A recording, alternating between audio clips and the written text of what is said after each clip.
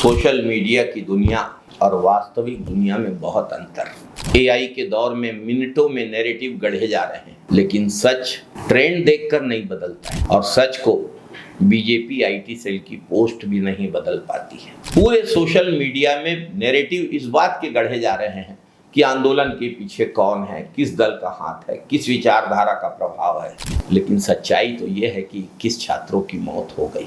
उन 21 छात्रों के परिवारों का दर्द इस बहस में कोई समझ पाएगा क्या? जिन घरों के चिराग बुझ गए, जिन बच्चों के भविष्य उनसे छीन लिए गए, उनके लिए राजनीति नहीं न्याय मायने रखता है। जो हजारों छात्र सड़कों पर हैं, वे केवल अपने लिए नहीं, उन साथियों के लिए भी आवाज उठा रहे हैं जो अब कभी परीक्षा नहीं दे पाएंगे, कभी उनके सपने पूरे नहीं होंगे, जिनके परिवार अपना सर्वस्व गंवा बैठे हैं। छात्रों की मांगें बहुत सरल हैं: सुरक्षित शिक्षा व्यवस्था, पारदर्शी परीक्षा प्रणाली, जवाबदेही और न्याय। क्या गलत मांग रहे हैं ये छात्र? पूरे देश ने देखा है कि जंतर मंतर और दिल्ली की सड़कों पे हजारों छात्र इकट्ठे हुए, बैरिकेड्स लगे, लाठीचार्ज हुआ, वाटर कैनन चलाए गए, छात्रों को गिरफ्तार भी किया गया। इसके बावजूद भीड़ कम नहीं हो रही है, बढ़ती जा रही है। जो छात्र एक दिन पहले लाठियां खा चुके थे, वे अगले दिन फिर अपने साथियों के साथ खड़े दिखाई दिए। दिल्ली की तस्वीर किसी राजनीतिक दल की ताकत नहीं, विचारधारा नहीं, टूटते भरोसे और बढ़ते आक्रोश की तस्वीर है। हर आंदोलन में कुछ लोग अपनी राजनीति करने आ सकते हैं, कुछ लोग गलत नारे लगा सकते हैं, कुछ संगठन अपना एजेंडा चलाने की कोशिश कर सकते हैं, लेकिन क्या इस कारण से हजारों छात्रों की वास्तविक पीड़ा को झूठा करार दे दिया जाएगा? क्या यह उचित है? क्या हर विरोध को विदेशी फंडिंग, साजिश और विपक्ष की राजनीति बताकर दबाया जाएगा? सबसे बड़ा सवाल एनटीए पर खड़ा है। विगत 5 वर्षों में 270 प्रतियोगी परीक्षाओं से एनटीए ने 520 करोड़ रुपयों का शुद्ध मुनाफा कमाया। करोड़ों रुपए परीक्षा शुल्क के रूप में छात्रों से लिए गए, लेकिन बदले में छात्रों को पेपर लीक की घटनाएं, परीक्षा प्रबंधन पर सवाल, अव्यवस्था, मानसिक तनाव और अपने भविष्य को लेकर गहरी असुरक्षा मिली। अगर परीक्षा कराने वाली संस्था भी मुनाफा कमा रही तो फिर परीक्षा व्यवस्था सुरक्षित और विश्वसनीय क्यों नहीं है?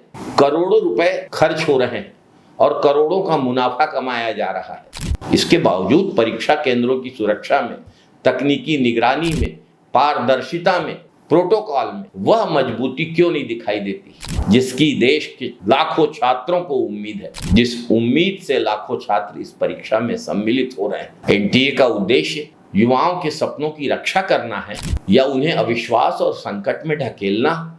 एक छात्र वर्षों मेहनत के बाद परीक्षा देता है तो उसे सिर्फ एक निष्पक्ष अवसर चाहिए अपनी प्रतिभा को साबित करने के लिए, लेकिन जब बार बार व्यवस्था पर सवाल उठते हैं तो सिर्फ एक रिजल्ट पर अविश्वास नहीं होता, पूरे सिस्टम पर अविश्वास होता है, पूरी सरकार पर भरोसा टूटता है। दुखद ये है कि इस पूरे मुद्दे पर सरकार की प्राथमिकता छात्रों का विश्वास जीतकर समस्या को हल करने में नहीं, आंदोलन को राजनीतिक रंग देने में अधिक दिखाई देती है। लोकतंत्र में सवाल पूछना अपराध नहीं है, जवाब मांगना देशद्रोह नहीं है।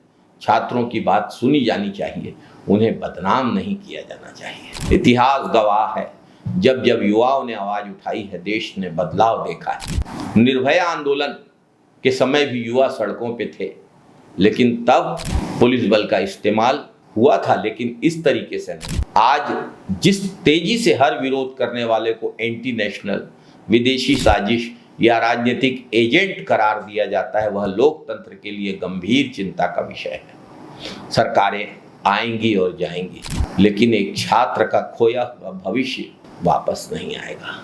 जिस परिवार ने अपने चिराग को खो दिया है वो वापस नहीं आएगा। जब कोई परिवार अपने बच्चे को खोता है तो वो जीवन भर उसका दर्द झेलता है। भाजपा सरकार को समझना चाहिए कि ये समय राजनैतिक आरोप प्रत्यारोप का नहीं है, जवाबदेही का है।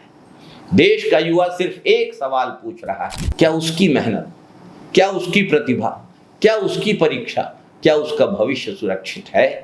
अगर इस सवाल का जवाब सरकार के पास नहीं है तो नाराजगी भी होगी, आंदोलन भी होगा। युवाओं की आवाज को दबाइए मत, सुनिए, संवाद करिए। लोकतंत्र में जनता का विश्वास और संवाद ही किसी भी सरकार की सबसे बड़ी पूंजी होता है। जय हिंद, वंदे मातरम साथियों।